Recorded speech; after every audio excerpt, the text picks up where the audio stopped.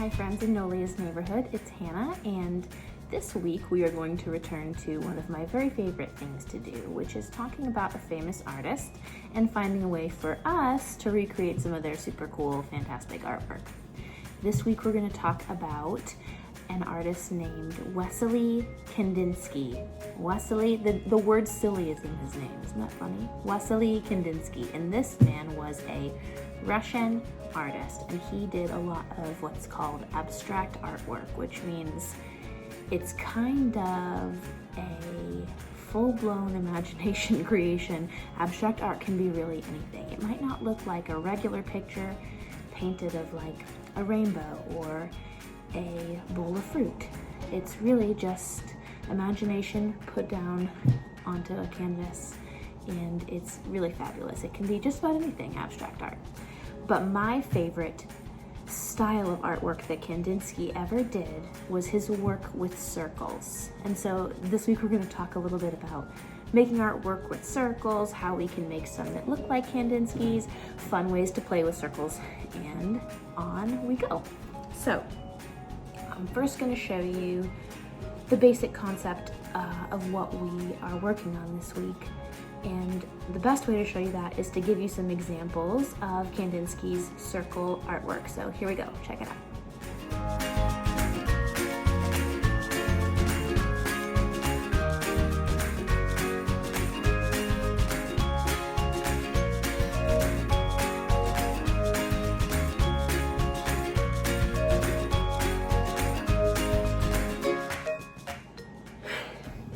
Did you find anything inspiring? I think some of those paintings are really fabulous, and especially the one with all the layered circles on it, kind of in rows.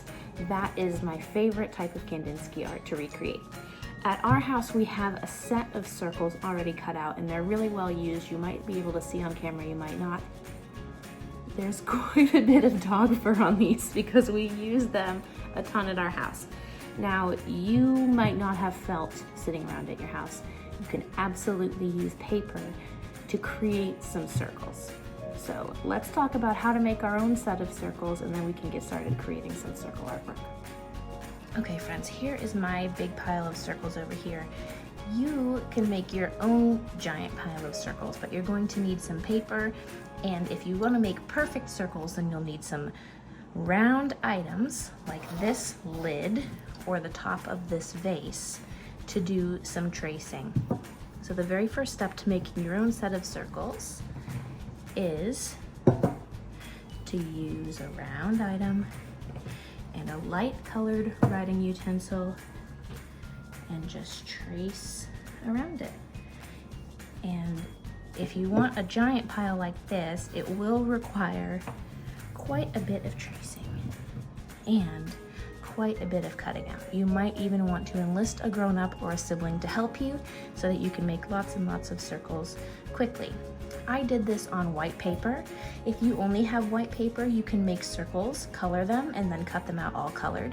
Or if you have a bunch of different colored paper, you can do your tracing of a round object on a colored piece of paper, and then you'll have a colorful circle to cut out.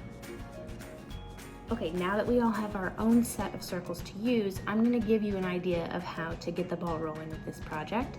We have what's called a nugget couch at our house. It's a piece of furniture that you can turn into forts and things like that, but it's made out of a super, super, super soft material called microfiber. And it turns out that felt sticks really well to certain materials. So if you have felt to create your circles with at home, you can totally test drive this and see if it might work on a piece of furniture of yours or a carpet or something like that. You don't need any other materials other than your felt circles. And here's some of the nugget. So, as you can see, super soft kind of material. And what we do is just stick our circles on. And we've already seen some images of Kandinsky's circle artwork, and we know that we can really just do any which way that we want to create some abstract art.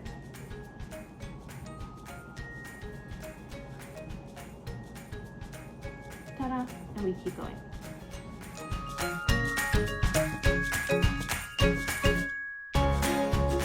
Don't forget to use lots of different colors when you're creating your own set of circles, so that when the time comes to try and create some Kandinsky art like this, you can use whatever colors you are inspired by and make lots of eye-popping creations, because all of these bright colors together really do something special, don't they? So using the felt circles and some fabric to kind of stick them on there, but not permanently, is really fun because you can make one masterpiece, knock it all down and start again, sort of like building blocks. But if you don't have those certain supplies at your house, then you can't do that type of thing today. You can, however, create your own set of circles out of paper like we already talked about. You can use glue and create a Kandinsky style masterpiece of your own. Or you can come up with something completely different. You can make a ton of circle confetti and throw it up into the sky and see how it rains down. It might even land in a beautiful way and be a floor masterpiece. But don't forget to pick that up when you're finished. That's process art for you. All right, my friends, I hope you enjoy the idea of using a simple shape like a circle to create some fantastic abstract art just like Kandinsky. I'm also going to share with you a link to a story about Kandinsky in case you want to check out a little bit more about him. They didn't have the book at my library, so I can't read it to you this week, but there are some other educators out there who have shared the same story. So I'll share that with you as well, and I hope you have a great time learning about Kandinsky and trying out some circle abstract this week. Happy creating, and I'll talk to you next time. Bye, friends.